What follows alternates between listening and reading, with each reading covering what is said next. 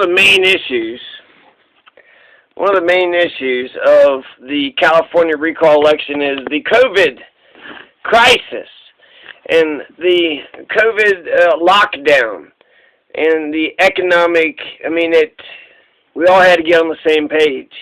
So we all had to do the mask, stay home, social distancing. We need to fight a virus. And where you have Gavin Newsom sitting there saying that Larry Elder, his COVID plan is the same plan as Texas and Florida, Mississippi. That's the plan, the Texas, Florida, and Mississippi plan.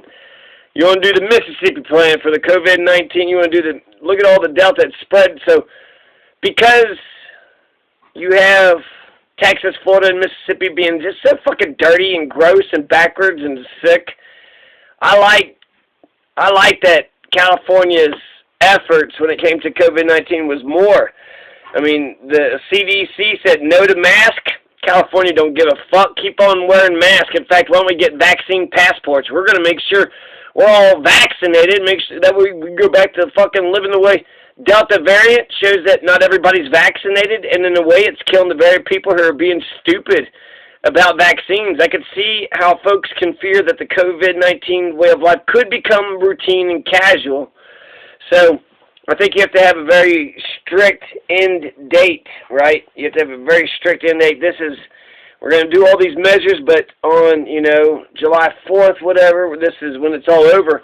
And yeah, so some people might not see an end in sight. These are politicians. They like the power of, telling everybody what to do with the mask and shit.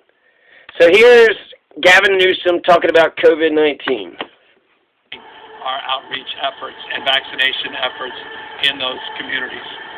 I should note, as Bart passes, that we're also passing a number of other important milestones.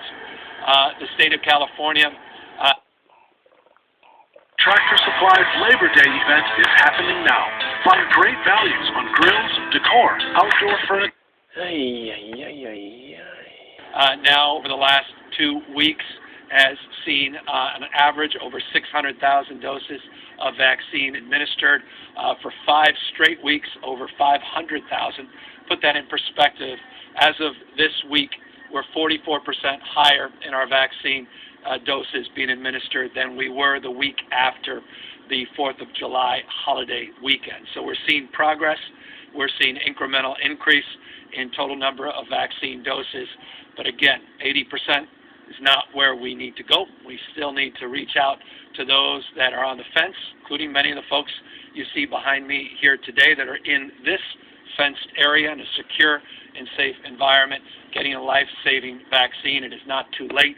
I want to encourage everybody that hasn't been vaccinated to avail themselves to these life-saving vaccines that are not only effective, but are truly the answer to how we get this pandemic once and for all behind us. As the mayor said, this is still primarily, overwhelmingly, a pandemic of the unvaccinated. We have work to do to deal with the misinformation and the intentional disinformation that still remains out there. The state is not being passive in that effort. Our Vaccinate for All, our Vaccinate All 50.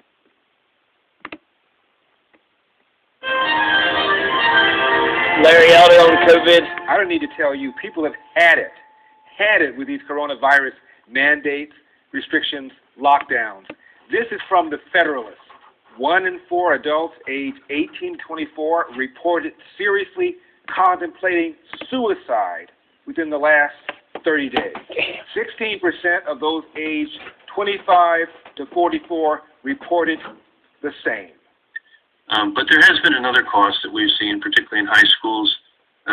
We're seeing, sadly, far greater suicides now than we are deaths from COVID. We're seeing far greater deaths from drug overdose that are above excess than what we had as background than we are seeing deaths from COVID.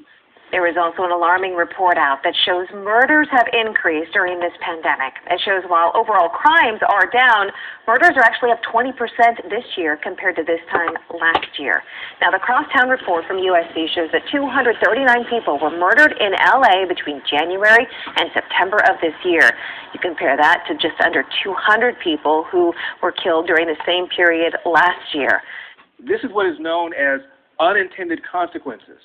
You know, higher suicides, higher divorce, higher domestic violence, higher depression, higher drug abuse, higher alcoholism, to say nothing of higher bankruptcies and much, much higher unemployment. This Minneapolis principal organized with other Minneapolis principals, and they've had it. They've cited the bill kids for the moment, and we'll continue to be mindful about changing conditions. You've been reading about a new mutation, C12, now out of South Africa. It's another reminder, the imperative to get vaccinated if you haven't gotten vaccinated, so we don't deal with another strain, another mutation that sets back our efforts.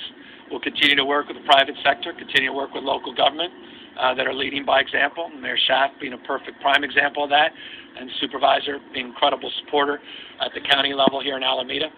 Case of COVID, we haven't had one that's been that question, the opened argument. New and, York continue to health process officials things. show up. Let's just say it didn't go well. These people actually work for their money, and they don't want to lose their livelihood. I've lost friends, I've lost family.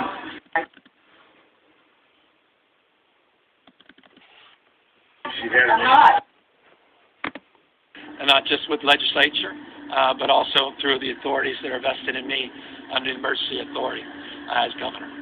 And Governor, on a separate topic, I apologize, but last week the California Parole Board approved the parole for Sirhan. Can we get your thoughts on that decision? And you're the final call on that. How are you leaning? Well, they haven't formalized the approval, so I have to be cautious at peril of nullifying the process. There were two members that goes to the full board.